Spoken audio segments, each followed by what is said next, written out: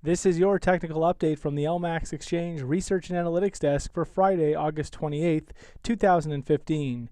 Euro dollar. So just as quickly as the euro rallied up to fresh multi-month highs at 117.15, the market has pulled back quite sharply back into the 112s. At this point, it's difficult to determine clear directional bias, with the market trading back into the middle of a range between that 108.09 low that we saw all the way back on the 20th of July and that recent 117.15 high this week. Given the medium-term downtrend, it does beg the possibility that the market is putting in a medium-term lower top at 117.15 ahead of the next major downside extension below 108.09, which guards against that multi-year low at 104.62 from back in March. But again, at this point, it's difficult to determine with the market locked within the middle of this recent range. Sterling dollar. So cable setbacks have been quite sharp over the past few sessions, but the market is now trading down to some critical support in the form of that low that we saw on the 8th of July, which comes in at 153.53, and the 200-day moving average, which also coincides with that level. At this point, the market will need to close below 153.53 to officially put the pressure back on the downside and take the pressure off the top side, with the market over the past several months trading with a constructive tone. Inability to close below 153.53 will keep the pressure on the top side and open the door for a resumption of gains, potentially back towards that 2015 peak going back to June at 159.30. Dollar yen. So dollar yen has seen a very impressive rebound over the past few sessions from those multi-week lows that we saw down at 116.12 earlier this week. At this point, though, given the structural change that we've seen in this market following the collapse out from those above 125 highs the other week, the market could still be poised for additional downside, with a lower top potentially sought out somewhere ahead of 122, back down towards that recent 116 area low. Euro Swiss. So Euro Swiss retains a constructive outlook, with the market recovering recently to fresh multi-month highs at 109.62. At this point, a higher low is now potentially sought out by recent lows just in the 108 area, and a break back above 109.62 would open the door for a fresh upside extension through 110 and towards the 112 area further up.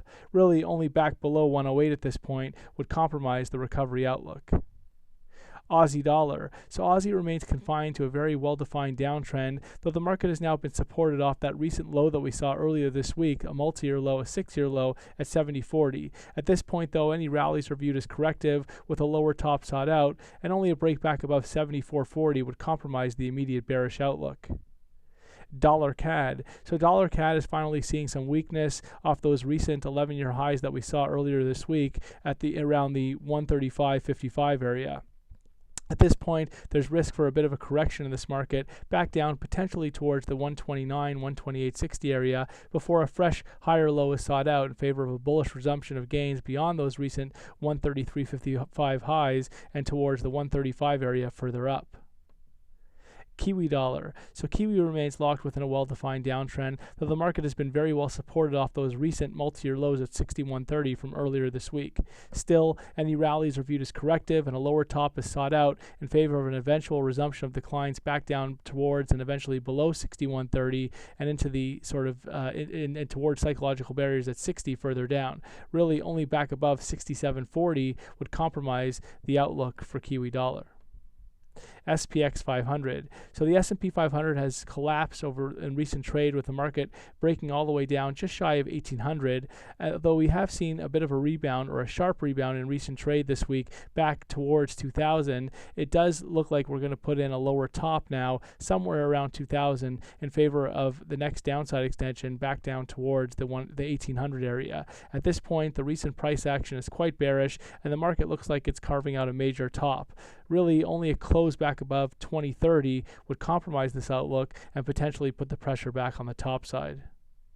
Gold. So although we've seen some setbacks in recent trade, gold looks more constructive since basing out by those fresh multi-year lows in the 1073 area. At this point, a higher low is now sought out somewhere above 1100 in favor of fresh upside beyond 1170 and towards the 1233 area further up. Really, only a close back below 1100 will put the immediate pressure back on the downside.